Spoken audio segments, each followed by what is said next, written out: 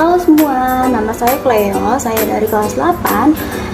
Di video kali ini saya akan menjelaskan tentang sistem reproduksi pada manusia. Yuk simak penjelasan berikut. Sistem reproduksi adalah kumpulan organ internal dan eksternal yang bekerja sama untuk menghasilkan keturunan atau reproduksi.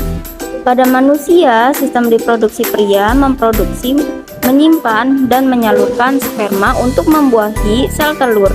Sementara itu, sistem reproduksi wanita memproduksi sel telur dan tempat janin berkembang hingga proses persalinan. Sistem reproduksi pada manusia ada dua, yaitu sistem reproduksi pria dan sistem reproduksi wanita. Sistem reproduksi pria terdiri dari alat kelamin luar, yaitu penis, testis, dan skortum, dan bagian dalam termasuk kelenjar prostat, vas deferens, dan uretra. Sistem reproduksi wanita terdiri dari labia majora, labia minora, klitoris, vagina, rahim, tuba fallopi, hingga ovarium. Sistem reproduksi wanita yaitu ada labia mayora, labia minora, vagina, lubang uretra, dan klitoris. Pertama, klitoris. Klitoris adalah organ seksual perempuan yang sangat sensitif terhadap stimulasi.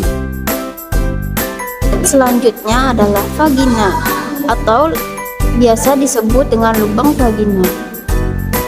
Vagina ini adalah organ hubungan seksual pada perempuan, atau fungsinya untuk jalan lahir bayi yang sudah siap dilahirkan. Selanjutnya organ di dalamnya nih, yaitu ada serviks, rahim, tuba fallopi, dan indung telur. Serviks atau leher rahim menghasilkan lendir yang berfungsi untuk membantu sperma masuk ke dalam rahim. Selain itu juga berfungsi untuk menghalangi masuknya bakteri ke dalam rahim. Kemudian satu buah uterus atau rahim yang berfungsi untuk tempat perkembangan janin. Selanjutnya dinding rahim bagian dalam akan mengalami peluruhan setiap bulannya yang kita sebut sebagai menstruasi. Menstruasi terjadi jika sel telur tidak dibuahi oleh sperma. Sedangkan jika sel telur dibuahi oleh sperma, terjadilah kehamilan yang kemudian akan berkembang menjadi bayi. Kalau dua buah tuba fallopi ini adalah saluran yang dilewati sel telur dari indung telur menuju rahim pada saat sel telur tidak dibuahi. Selain itu, tuba fallopi ini berfungsi untuk tempat terjadinya pertemuan antara sel sperma dan sel telur. Terakhir adalah dua buah ovarium atau indung telur, kanan dan kiri, yang berfungsi untuk menghasilkan satu sel telur secara bergantian tiap bulannya. Selain itu, indung telur juga berfungsi memproduksi hormon estrogen dan progesteron. Hormon ini menjalankan fungsi reproduksi pada perempuan, salah satunya berperan dalam proses menstruasi atau pada saat perempuan tersebut hamil. Selanjutnya, sistem reproduksi pada pria,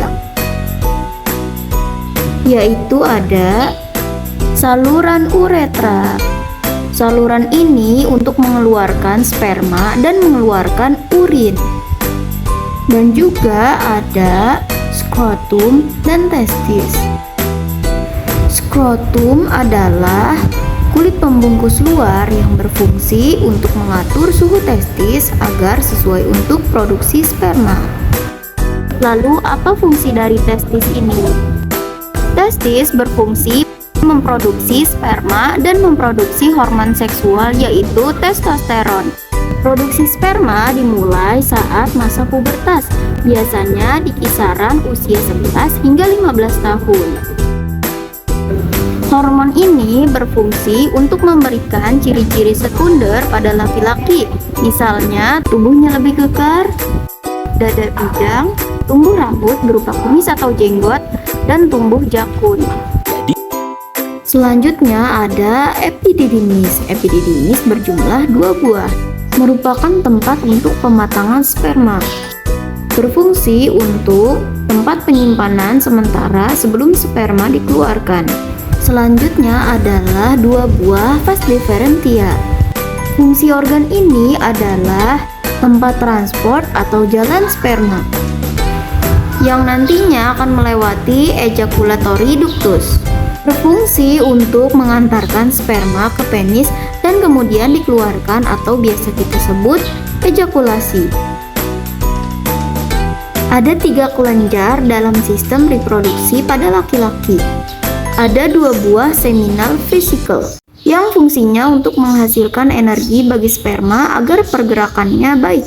Dan juga ada 1 buah kelenjar prostat yang fungsinya untuk menghasilkan cairan dan membantu sperma tetap bertahan pada pH asam dan pada cairan vagina. Serta 2 buah bulb uretral atau Cowper's gland yang fungsinya untuk menghasilkan cairan yang berperan sebagai pelumas pada saat melakukan hubungan seksual. Semoga apa yang saya sampaikan bisa dipahami. Terima kasih.